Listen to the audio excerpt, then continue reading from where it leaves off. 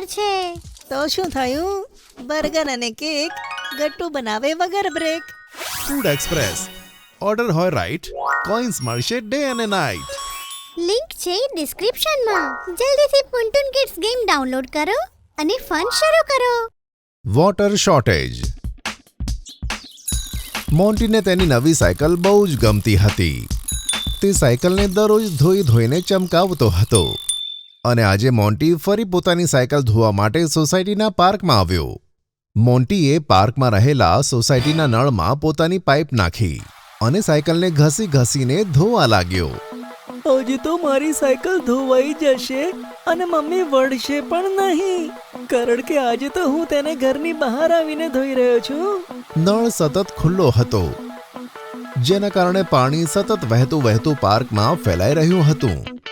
એટલામાં ત્યાં ગટ્ટુ ચિંકી પાર્કમાં રમવા માટે આવી ગયા અને તેમને જોઈને મોન્ટીને મસ્તી સૂઝી. એ ગટ્ટુ, આમ જો. ગટ્ટુ જેવો મોન્ટીનો અવાજ સાંભળી પાછળ ફર્યો તો મોન્ટીએ પાઇપની પિચકારી કરી તેને પલાળવાનું શરૂ કર્યું. મોન્ટી રોકાઈ જા, નહીં તો હું તારી મમ્મીને ફરિયાદ કરી દઈશ. મોન્ટી ના રોકાયો. હજુ પણ મોન્ટી ઘણું બધું પાણી વેસ્ટ કરતો હતો. ચિંકીને ગુસ્સો આવ્યો અને મોન્ટી પાસેથી પાઇપ છીનવવા માટે આગળ આવી. એવામાં તે પણ પાણીના કીચડમાં લપસીને પડી ગઈ. તેને જોઈને મોન્ટી તો ખૂબ હસવા લાગ્યો. મોન્ટી, ટેપ બંધ કર. જો ને તારા લીધે આખું ગાર્ડન કીચડથી ભરાઈ ગયું છે. ચિંકી, આ ગરમીમાં મને પાણી સાથે રમવાની બહુ જ મજા આવે છે. લો, તમે પણ થોડી મસ્તી કરી લો. આમ કહીને મોન્ટી સતત ગટ્ટુ ચિંકી પર પાણીની પિચકારી મારતો રહ્યો. ગટ્ટુએ ગુસ્સામાં પાઇપનું મોઢું પોતાના હાથેથી કસીને બંધ કર્યું, જેનાથી પાણીનું દબાણ વધવા લાગ્યું અને પછી અચાનક નળમાંથી પાઇપ નીકળી ગઈ અને ઝડપથી પાણી નીકળવા લાગ્યું. આ જોઈ મોન્ટી ડરી ગયો અને ત્યાંથી ભાગી ગયો. આ મોન્ટી તો ભાગી ગયો. ચાલ આપણે પણ જતા રહીએ, નહીં તો બધાને લાગશે કે પાર્કમાં પાણી આપણે જ ફેલાયું છે. હા, તો સાચું કહે છે. ચાલ આપણે જઈએ. ગટ્ટુ ચિંકી તેમના ઘર તરફ ભાગ્યા. આમ ટેન્કમાંથી બધું પાણી સાયકલ અને મોન્ટીની મસ્તીને કારણે વહી ગયું. તમે પોતાની શું હાલત કરી છે હે? રમવા ગયા તા કે નાવા? મમ્મી કંઈ પણ કહ્યા વગર ગુસ્સાથી અંદર જતી રહી અને ગટ્ટુ ચિંકી માટે ટાવલ લાવી. આલો, પહેલા પોતાને સાફ કરો અને પછી ઘરમાં ઘૂસજો, ઠીક છે? ગટ્ટુ ચિંકીએ ટાવલથી પોતાને સાફ કર્યા અને ઘરમાં જઈ પોતાના ભીના કપડાં ચેન્જ કરવા લાગ્યા. થોડી વારમાં મમ્મીએ જોયું કે કિચનમાં પાણી આવવાનું બંધ થઈ ગયું. અરે, આ શું થયું? કિચનમાં તો પાણી જ નથી આવતું. હવે શું થશે? એવામાં પપ્પા પણ બાથરૂમની બહાર નીકળ્યા અને મમ્મીને પૂછવા લાગ્યા. અરે, પાણી કેમ બંધ થયું? અરે, હમણાં તો મેં નાવાનું શરૂ કર્યું છે.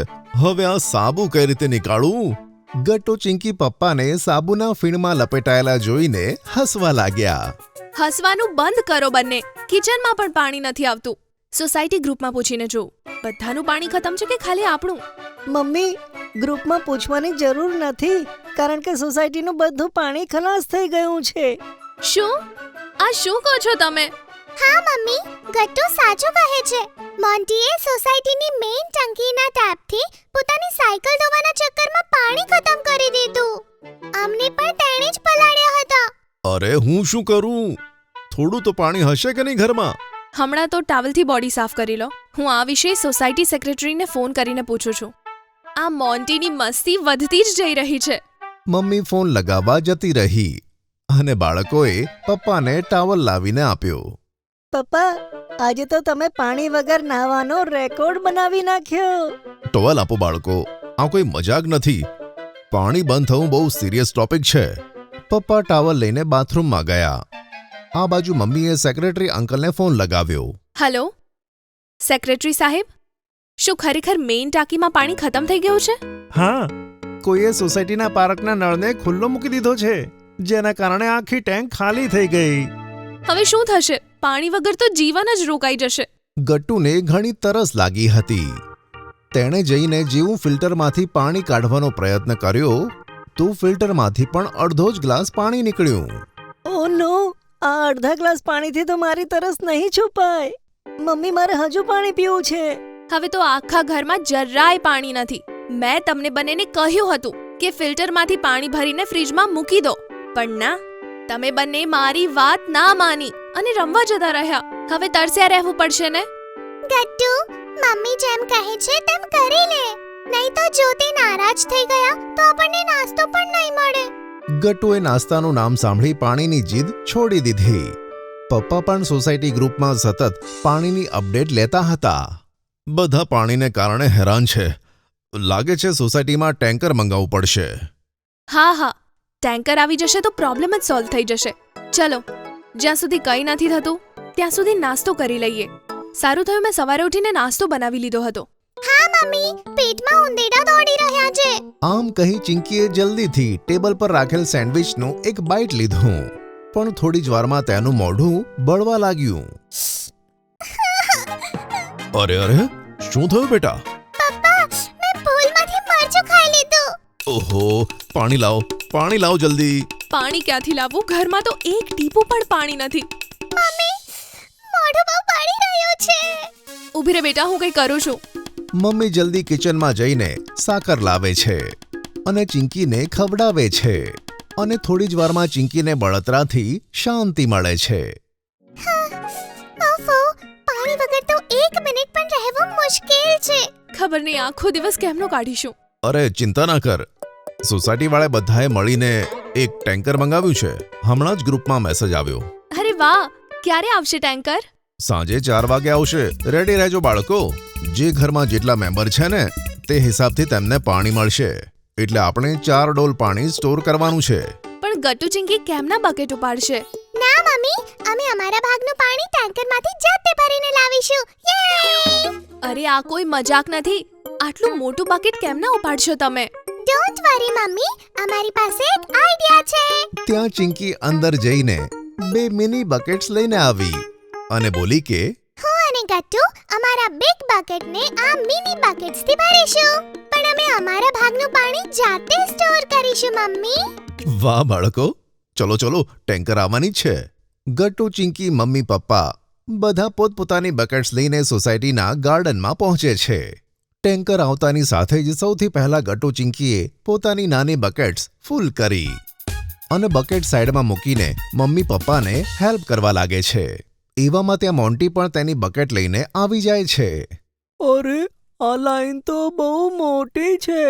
એક કામ કરું છું, ગટ્ટુ અને મારી બકેટ તો સેમ ટુ સેમ છે.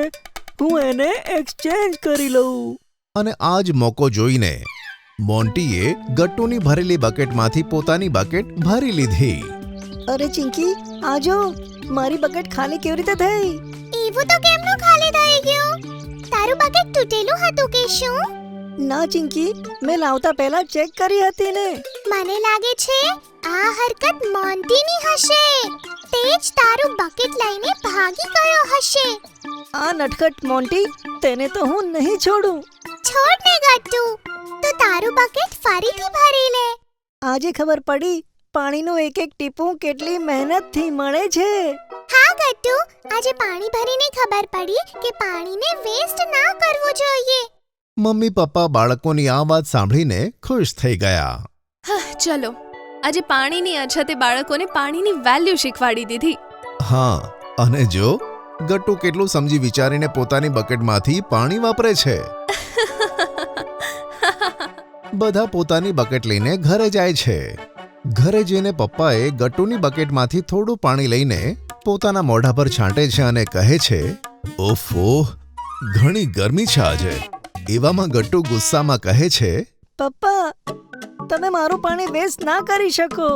આ પાણી આપણે કાલ સુધી ચલાવવાનું છે. આ જોઈને 3 જણા ગટ્ટુ તરફ જોઈને હસવા લાગે છે. જો તમને અમારી વાર્તા ગમી હોય તો પુન ટુન કિડ્સને લાઈક, શેર અને સબસ્ક્રાઇબ કરજો.